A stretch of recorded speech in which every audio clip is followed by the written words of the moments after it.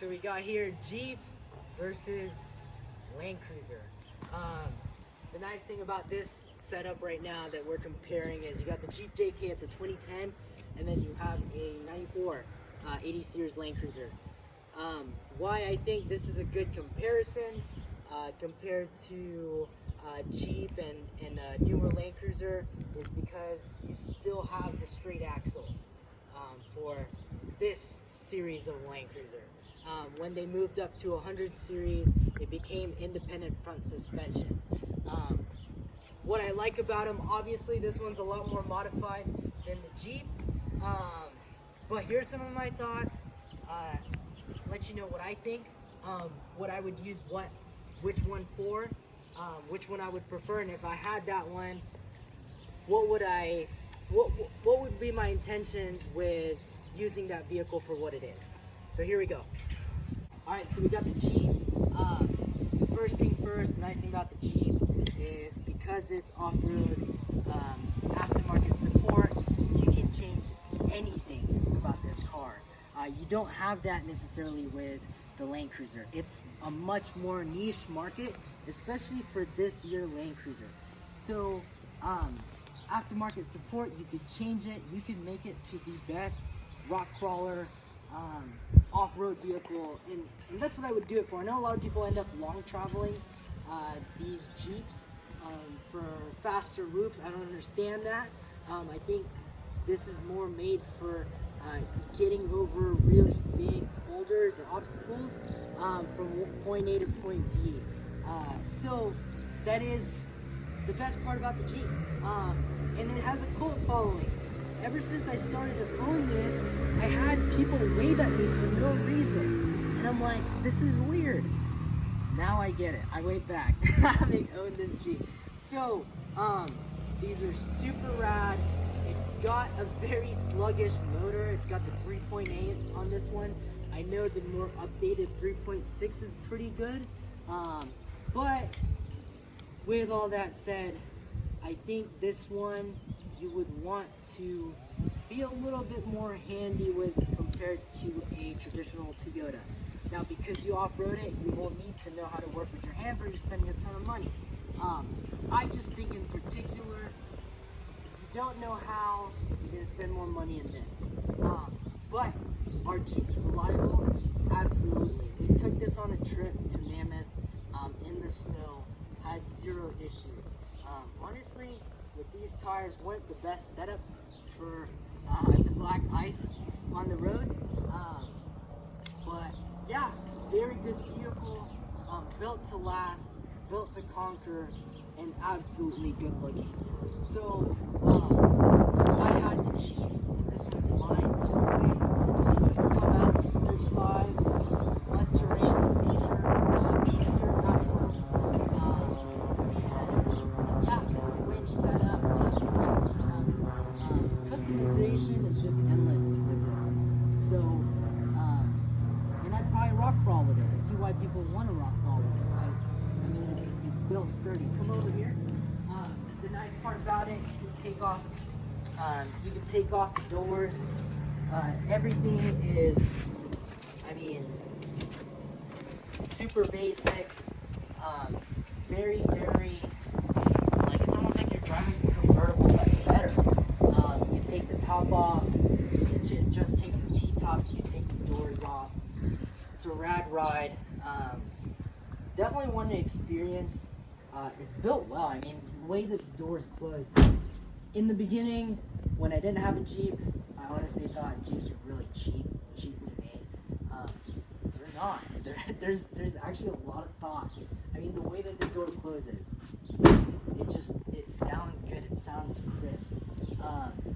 Even with the hard top, I've had no issues with water leaking, and it's also the road noise is I think is better in this Jeep than my Tacoma, but I think a part of that is because my Tacoma has all terrains, Falcon Wild Peaks, and those do create a lot more noise as the tire wears down. So very good, just like play around car, take with your friends, and everybody knows what a Jeep is. So yeah, if I wanted to go with a rock crawler, even an overlander, I'd get the 4-door setup.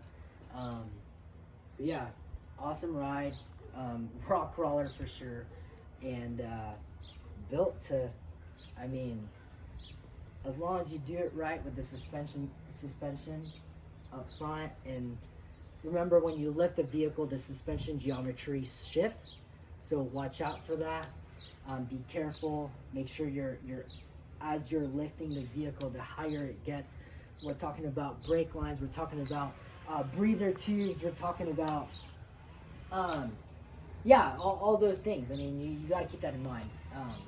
Yeah, awesome ride. Rock crawler. If I had one, it would be this one. Not much of a overland vehicle, I think, just because it is uncomfortable. But maybe that's because I have the 2-door. I'm sure the 4-door would be a different story, or I'm sure the Gladiator would be a different story. And yeah, if you got some money and you know how to wrench on it, it's a good car. I mean, it's reliable. And I don't get any death wobbles on this because it's stock, so no issues. And none of that weird steering play. I know a lot of people, once they upgrade to bigger tires, their steering play is just insane. So yeah, rock roller. All right, so we got here the Land Cruiser. Now, if I was to go from the US to Mexico to Canada or to Alaska or to cross over to South America, and I was to do it in one vehicle, this would be the car.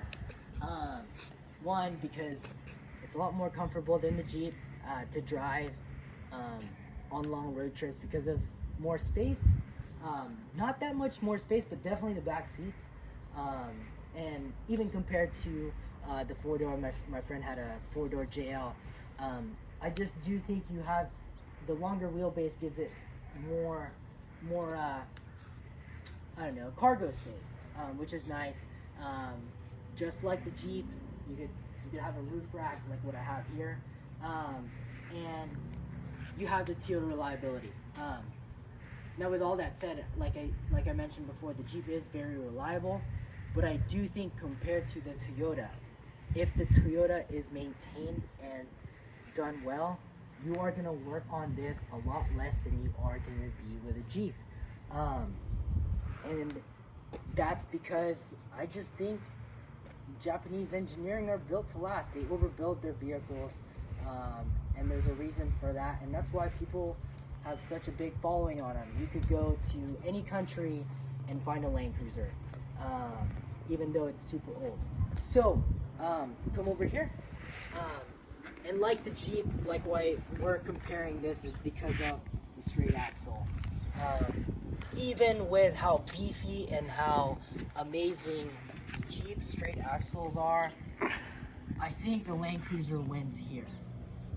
It may not articulate as well as a Jeep would with its modifications if you were to pay the same amount of money, but the burr fields in here compared to what you would get in the straight axle Jeep, I just think there's less problems because it's beefier. I mean, look at the axle, it's so much bigger. You have like, I mean, this is a big rig axle in my opinion, and so that's why people love them. That's why people trust them all over the world to go anywhere. Now, with all that said, because it is a 30-year-old vehicle, you have a lot more maintenance and bushings and stuff that will essentially, because of its age, wear out compared to the 2010 Jeep we have here. But yeah, so this is the ride I would probably take anywhere if there's a zombie apocalypse, The Last of Us really happen, or The Walking Dead. This would be it. You know, I'd keep the ARB bumper and drive through the wilderness. And because the paint's already bad, don't matter if I go through some trees or through some bushes. Not that I would want to do that, but just saying. So, yeah, it needs a ton of work, but out of the two, which one would I choose? It's a hard choice. If I'm gonna take some friends, I take the Jeep.